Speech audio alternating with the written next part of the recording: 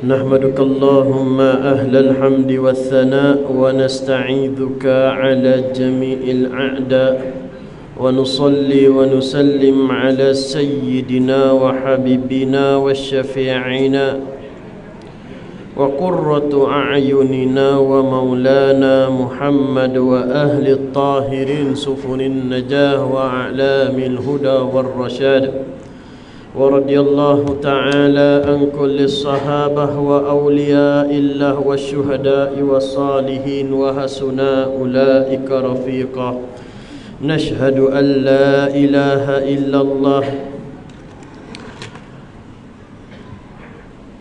اللهم صل على سيدنا محمد مفتاح باب رحمة الله عدد ما في علم الله صلاة وسلاما دائمين بدوام ملك الله وعلى آله وصحبه أجمعين أما بعد السلام عليكم ورحمة الله وبركاته.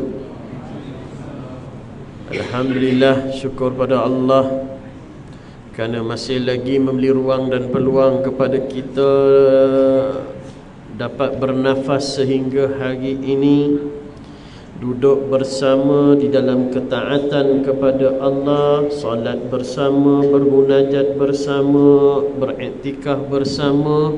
Moga-moga kebersamaan kita atas dunia, atas dasar kebaikan, menjadi penyebab kebersamaan kita di akhirat nanti bersama dengan kepimpinan kita Nabi Yuna Muhammad sallallahu alaihi wasallam. Apa khabar semua, sihat?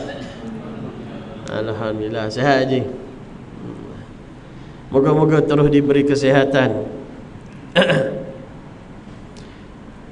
Kita malam yang ke 9 19 ke 9? Malam yang ke-9. InsyaAllah kita cuba mengisi masa lapang kita sebentar. Moga-moga dengan pengisian kita ini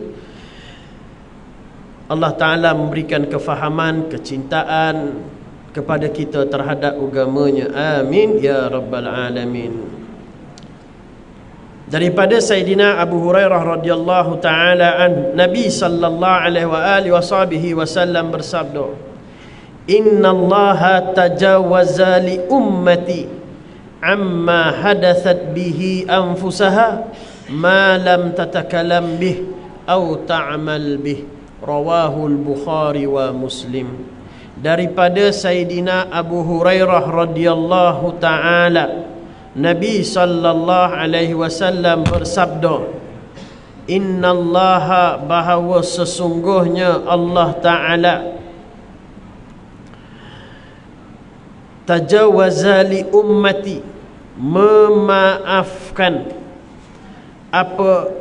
memaafkan bagi umatku, untuk umatku, amma hadasat bihi anfusaha, apa-apa yang dibicarakan di dalam hati mereka, malam tatakallam bih, selagi mana dia tidak zahirkan dengan perkataannya, au ta'mal bih, dan selagi mana dia tidak menzahirkan dengan perbuatannya. Riwayat Bukhari dan Muslim. Hadis yang cukup simple tetapi memberi 1001 makna dan pengajaran kepada kita, yang dibawa datang daripada Sayyidina Abu Hurairah radhiyallahu taala anhu, seorang sahabat Nabi yang begitu agung, yang telah mencipta dan melakarkan sejarahnya di dalam Islam dengan tinta emas.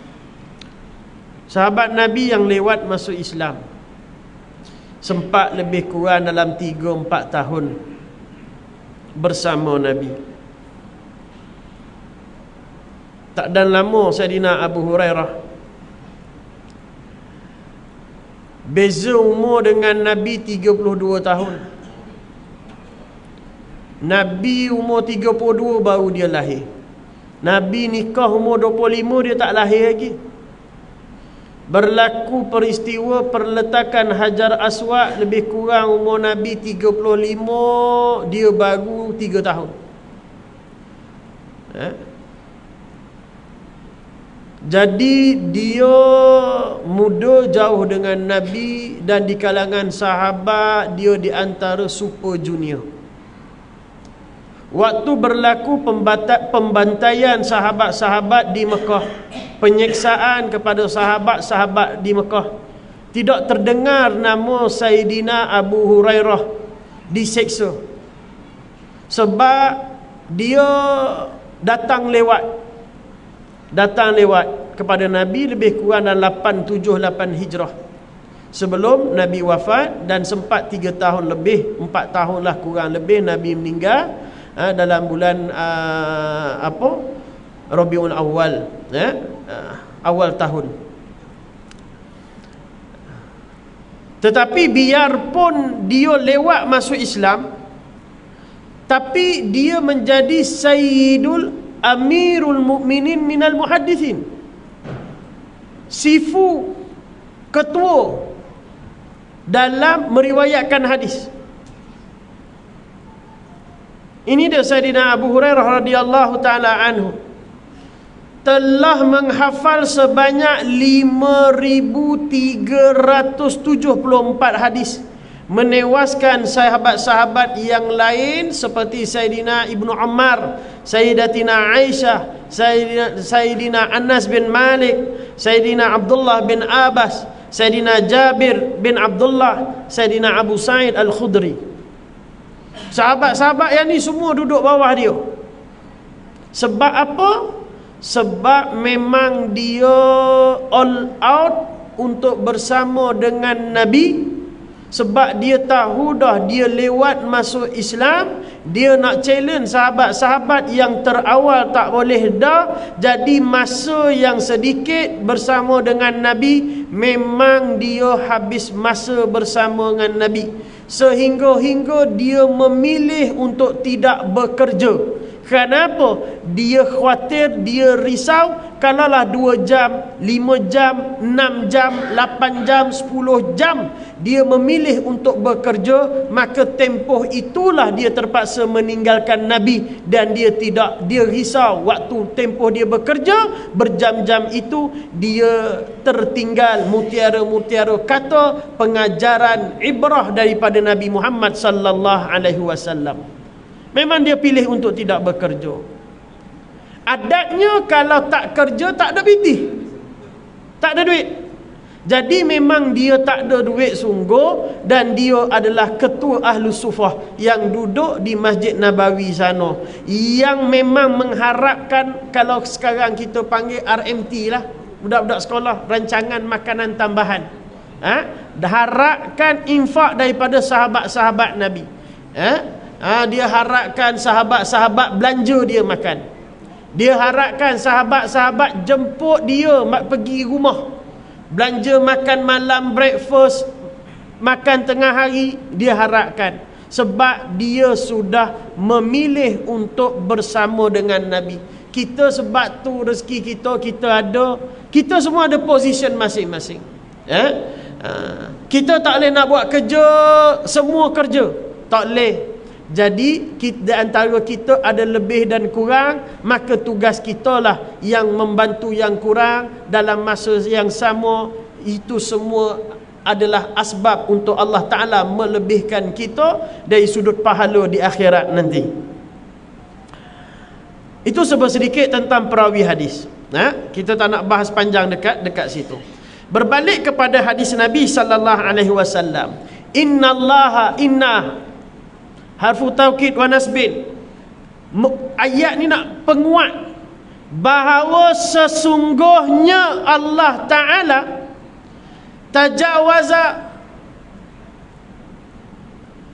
memaafkan, mengampunkan, li ummati, bagi khusus umatku, kata Nabi. Khusus umatku. Kata Imam Ibn Hajar, apa-apa hadis yang ada menyebut li ummati membawa erti apa? Hadhihi isyaratun ila aqimil qadri li ummati Muhammadin li ajli nabiyha. Ini semua isyarat keagungan khusus untuk umat Nabi Muhammad yang Allah Ta'ala beri. Kerana apa untuk kita? Kerana kita boleh mendapat khususiat itu, pengkhususan itu kerana li ajli nabiha, hanya semata-mata kerana Nabi kita. Hari ini kita dapat kemuliaan ini sebab Nabi kita. Sebab Nabi kita. Tak ada Nabi kita, kita tak ada apa-apa. Semua disebabkan Nabi kita. Itu memang sipir kita. Kita mulia hari ini kerana sesuatu. Hari ini saya mulia kerana saya ustaz. Hari ini saya mulia kerana saya bos. Hari ini saya mulia kerana saya tokek. Hari ini saya mulia kerana saya ketua keluarga. Hari ini saya mulia kerana kita wakil rakyat. Hari ini saya mulia kerana saya kepimpinan. Kita mulia kerana sesuatu, tapi sesuatu jadi mulia kerana Nabi Muhammad. Sesuatu jadi mulia kerana Nabi Muhammad. Kita semua hina kalaulah tidak ada Muhammad bin Abdullah sallallahu alaihi wasallam di dalam dada kita. Jadi hadis ini nak bagi tahu khusus untuk Nabi Muhammad. Apa dia? Allah Ta'ala memaafkan. Maafkan apa? Bagi umat Nabi Muhammad, amma hadathat fihi bihi anfusaha, apa-apa yang terdetik lintasan hatinya. Membawa erti umat terdahulu tak dapat anugerah ni. Umat terdahulu tak dapat dalam anugerah ni. Dalam hadis yang lain, Nabi bagi tahu tentang Bani Israel. Kalaulah mereka melakukan sedikit kesalahan, membawa erti melakukan apa-apa yang Allah Ta'ala larang, ataupun tidak melakukan apa-apa yang Allah Ta'ala perintah, maka kata Nabi SAW di dalam hadisnya, Allah Ta'ala tidak mengampunkan dosanya. Allah Ta'ala akan hukumkan mereka dengan mengharamkan apa-apa yang halal. Kalaulah Allah Ta'ala suruh solat, tiba umat Bani Israel dia tak solat, Allah Ta'ala suruh puasa, dia tak puasa, Allah Ta'ala akan haramkan apa-apa yang halal bagi dia, bagi orang tu. Itu hukuman daripada Allah Ta'ala untuk umat-umat yang terdahulu. Bahkan bukan sahaja Allah Ta'ala mengharamkan apa yang halal bagi pelaku dosa itu, Allah Ta'ala akan bayar cash, tunai, azab Allah Ta'ala kepada mereka. Tetapi bagi kita umat Nabi Muhammad, Allah Ta'ala tidak memandang ataupun Allah Ta'ala memaafkan apa-apa yang berlaku di dalam hati kita, bisikan hati kita, lintasan hati kita, selagi mana kita tidak zahirkan dengan anggota kita, tak zahirkan dengan mulut kita, tak zahirkan dengan gerak kerja perbuatan kita, maka selagi itulah Allah Ta'ala memaafkan. Allah Ta'ala jadikan kita dengan dua kejadian. Ada anggota zahir dan anggota batin. Anggota zahir yang kita nampak sekarang ni, ada tangan, ada mata, ada mulut, ada pipi, ada kaki, ada perut, ada kemaluan. Dan ada juga anggota batin, iaitu yang dipanggil hati. Arab sebut qalbun. Hati ni Arab sebut qalbun. Kenapa hati dipanggil qalbun? Qalbun ni terbalik. Kenapa hati dipanggil qalbun? Kerana apa? Likasrati taqallubiha. Kerana hati ini sentiasa berbolak-balik. Maka sebab itulah hati dinamakan qalbun, yang sentiasa berbolak-balik. Hati kita bolak-balik. Pagi tadi lepas sahur cita-cita nak buka nanti, nak minum air sirap Bandung. Lepas asar tak fikir sirap Bandung dah, nampak tembikai tepi jalan. Tak nak buka, bini buat teh ais minum. Keinginan kita, hati kita sentiasa berubah. Ulama bagi tahu perubahan-perubahan hati ni daripada celik mata sampai pejam mata ada beberapa situasi. Situasi yang pertama, ada hamba Allah, hati dia daripada celik mata sampai pejam mata ingin fikir maksiat sahaja. Daripada celik mata, perancangan dia ingin melakukan kemaksiatan, ingin melakukan kemungkaran, ingin melakukan benda yang Allah Ta'ala larang sampai pejam mata. Itu situasi hati yang pertama. Situasi hati yang kedua, kata ulama, ada hati yang daripada celik mata sampai pejam mata ingin berusaha melakukan ketaatan, fikir nak buat baik sahaja. Dalam agenda seharian dia tidak ada ingin melakukan kecurangan kepada Allah Ta'ala, tak ada. Cuma kadang-kadang terbuat salah, bukan apa yang dia nak. Cuma manusia, insan, la yakhalu an nisyan, yang tidak sunyi daripada kesilapan, kelupaan. Dia nak buat baik, cuma terkadang dia buat salah. It's normal bagi kita manusia.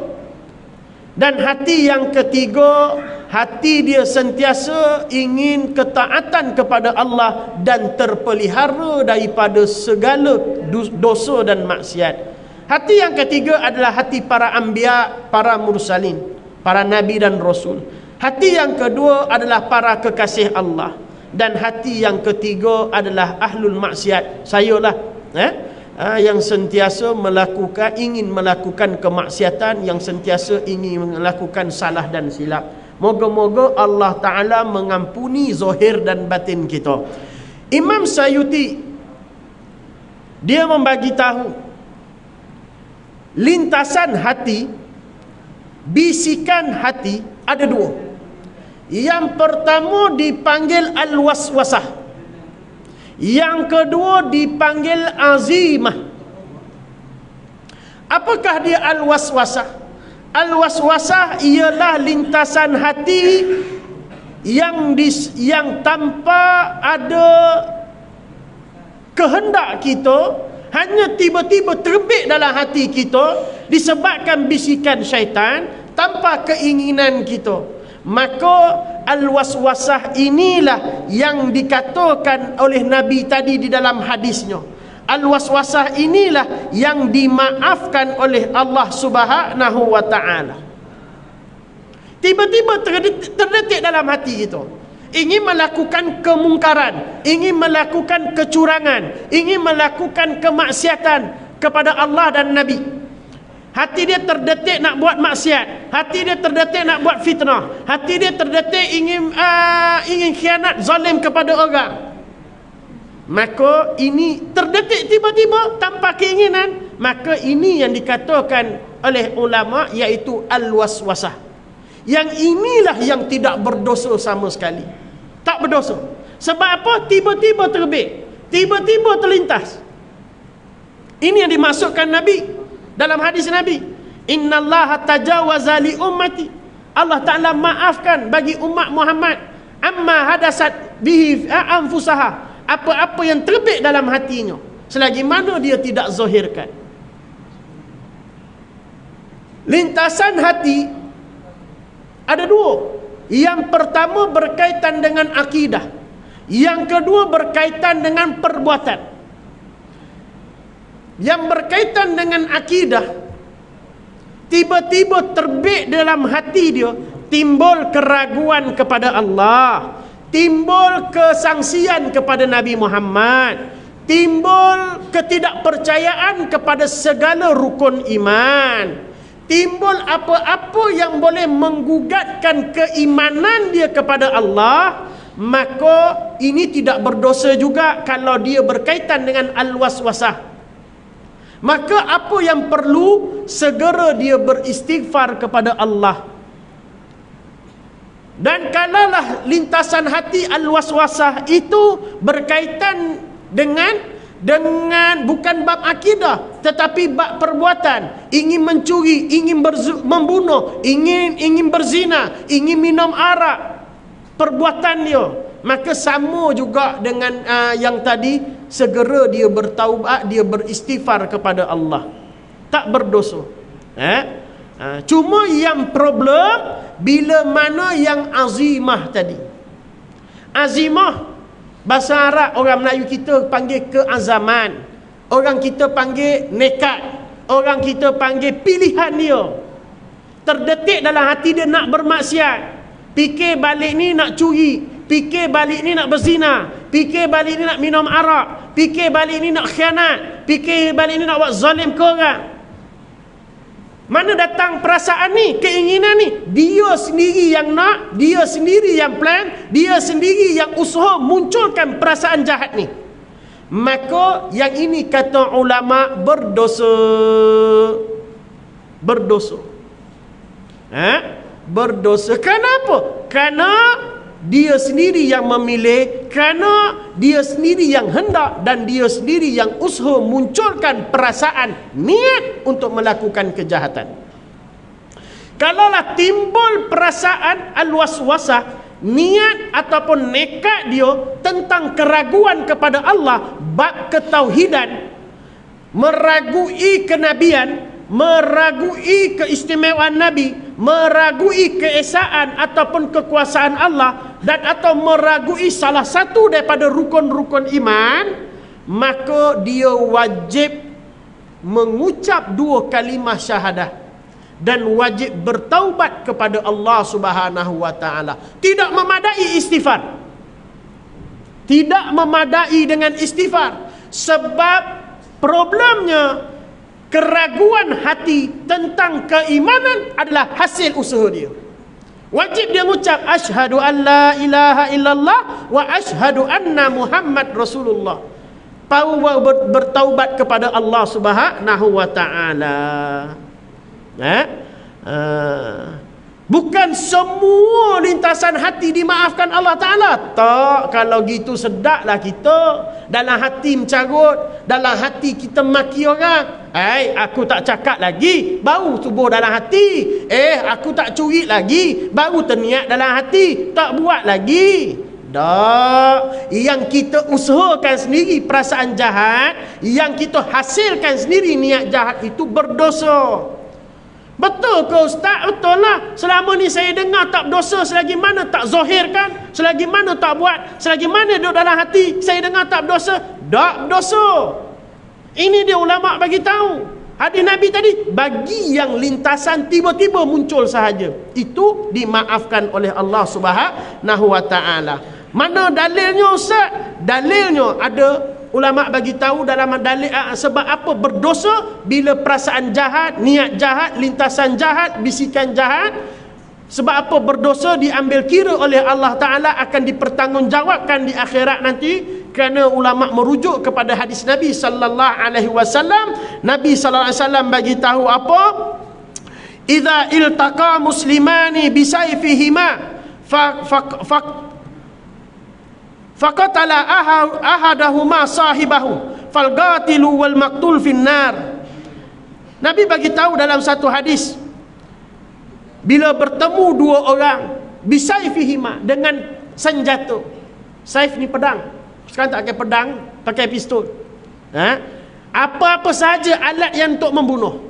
2 orang bertemu untuk membunuh, maka mereka pun berlawan, tembak-menembak, membunuh, dan salah seorangnya meninggal.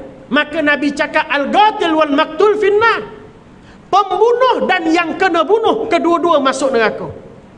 Lalu sahabat pun heran, ya Rasulullah, ya Rasulullah, hazal qatilu fama bala maqtul. Ya Rasulullah, munasabah kalaulah pembunuh masuk neraka, tapi yang kena bunuh pun masuk neraka juga ya Rasulullah. Rasulullah pun menjawab, innahu kana harisan ala qatli sahibi. Ketahuilah, yang kena bunuh ni awalnya dia pun nekat, dia pun berniat, dia pun berusaha untuk membunuh kawan dia seorang. Cuma hari itu dia tak ada luck, dia yang kena bunuh. Daripada hadis inilah ulama buat kesimpulan, kalaulah niat, bisikan hati, lintasan hati yang hasil daripada keinginan kita usaha kita terbit daripada perancangan kita, maka itu dosa di sisi Allah diambil kira oleh Allah Subhanahu wa taala. Jadi ahsan, terbaik sekarang kita berada pada bulan Ramadan, yang mana matlamat Ramadan adalah kutiba alaikumusiyam kama kutiba alal ladzina min qablikum la'allakum tattaqun. Madrasah Ramadan untuk menjadi insan yang bertakwa. Moga dengan takwa ini, dengan madrasah ini, kita dapat bersihkan hati-hati kita. Sebab Ramadan adalah bulan pembersihan hati. Nak boleh pergi kepada takwa, syaratnya hati bersih. Hati bersih, tak ada dah sifat hasad, tak ada dah iri hati, tak ada dah dengki, tak ada dah macam-macam perasaan yang dalam hati yang boleh menjarakkan kita dengan Allah dan menjarakkan kita dengan manusia. Jadi itu sahajalah yang boleh kita buah-buahkan sekadar dua pada malam ni. Saya tengok mata semua dah terbeliak pada saya dah bila ustaz nak habis ni. Saya dah, biarpun saya bukan Allah, saya faham hati. Bisikan hati yang ni saya maafkanlah juga. Gurau ya. Okey, dia bulan puasa ngaji santai-santai, jangan lama-lama. Jadi itu sahajalah yang boleh kita buah-buahkan. Kita sama-sama berdoa pada Allah supaya diberi istiqamah melakukan ketaatan, amal ibadah. Kita tak boleh nak buat semua ni, tak boleh nak bangun malam, nak tak tarawih, nak solat, nak baca Quran, nak gandakan amal ibadah, tak boleh kalau kita rasa kita yang buat sendiri. Tak boleh. Yang bolehnya kita wajib sedar Allah Ta'ala memberi keizinan kepada kita. Sungguh saya tahun lepas saya buat jadual sendiri dah. Sehari memang saya targetkan, saya dah buat jadual dah, dan saya dapat buat target sehari 2 juzuk untuk saya baca. Cantik dah. 10-11 hari pertama Ramadan saya dapat buat. Sebab jadual kita dah buat dah. Sebelum solat, selepas solat berapa muka sebelum solat, 5 kali solat, sebelum tidur kita dah target. Bahkan lebih kadang saya dapat baca sehari. Tiba-tiba sebab saya dah bangga, saya rasa saya boleh buat, jadual saya dah siap. Tiba-tiba Allah Ta'ala usik saya sikit, sibukkan saya sikit. 3 hari tak dapat. 3 hari tak dapat sentuh langsung Al-Quran. Nak bagi tahu dak, bukan kita, Allah Ta'ala punya kerja, keizinan pada dia. Jadi mintalah sungguh-sungguh, moga-moga Allah Ta'ala bagi kelapangan kepada kita dan kesihatan untuk kita dapat terus buat amal ibadah. Moga-moga ayah-ayah semua doakan saya dan kita semua doakan kebaikan, kesihatan. Moga Allah Ta'ala beri kita kesihatan dunia dan akhirat. Wallahu ta'ala a'lam. A'udzubillahi sami'ani minasyaitonir rajim. Bismillahirrahmanirrahim. Ya Allah, ya Tuhan kami, terangilah hati-hati kami ya Allah dengan cahaya Nabi kami Nabi Muhammad sallallahu alaihi wasallam, dengan cahaya para alim ulama, cahaya para wali-walimu, orang-orang soleh, orang yang syahid jalanmu, orang yang berjihad di jalanmu, orang yang berdakwah di jalanmu. Terangilah hati-hati kami kesemuanya dengan cahaya mereka ya Allah. Berkatilah umur kami, rezeki kami, kehidupan kami, ahli keluarga kami ya Allah. Berkatilah anak beranak kami ya Allah. Berkatilah pekerjaan kami, perniagaan kami, perusahaan kami dan pendapatan kami ya Allah. Dan berkatilah ilmu yang kami tuntut saban hari ya Allah, ya Tuhan kami. Panjangkanlah umur para alim ulama kami, tok-tok guru kami dan kedua ibu bapa kami ya Allah. Sihatkan tubuh badan mereka dan tubuh badan kami ya Allah. Sembuhkan penyakit-penyakit mereka dan penyakit-penyakit kami yang hadir pada malam ini ya Allah. Tutuplah keaiban mereka dan keaiban kami dunia dan akhirat. Matikan mereka dan matikan kami dan seluruh muslimin muslimat dengan kematian yang baik ya Allah, ya Tuhan kami. Ampunilah dosa kami zahir dan batin ya Allah. Ampunilah dosa ahli keluarga kami, anak beranak kami ya Allah. Ya Allah, ya Tuhan kami. Berkatilah anak-anak kami ya Allah. Jadikanlah anak-anak kami anak-anak yang sebagai penyejuk mata ya Allah, yang menjadi asbab untuk kami masuk di dalam syurga-Mu ya Allah. Berilah kami kekuatan untuk terus mendidik dan mentarbiah anak-anak kami menjadi insan yang bergantung harap dengan Engkau dan yang bercontohkan Nabi Muhammad sallallahu alaihi wasallam. Ya Allah, ya Tuhan kami, janganlah Engkau matikan kami, janganlah Engkau pejamkan mata kami ya Allah sebelum sempat kami bermimpi Nabi-Mu ya Allah. Ya Allah, dengan keberkatan bulan Ramadan ini ya Allah, kami merayu dan mengharap kepada Engkau ya Allah. Rezekikanlah kami agar dapat bermimpi buat kekasih hati kami Nabi Muhammad sallallahu alaihi wasallam. Walaupun mata kami sentiasa melakukan kemaksiatan Nabi kami ya Allah, rezeki sallallahu alaihi wasallam.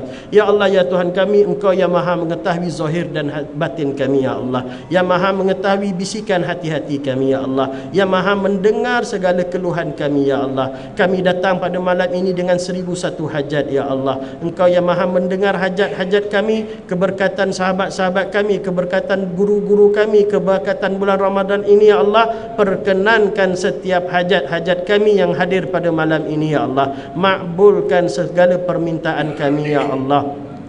Selesaikan segala permasalahan kami, ya Allah. Langsaikan segala hutang piutang kami, ya Allah. Ya Allah, ya Tuhan kami, makbulkanlah, angkatkanlah doa kami dengan keberkatan bulan Ramadan. Wassallallahu ala sayyidina Muhammad wa ala alihi wa sahbihi wa barik wa sallim walhamdulillahi rabbil alamin. Allahu akbar.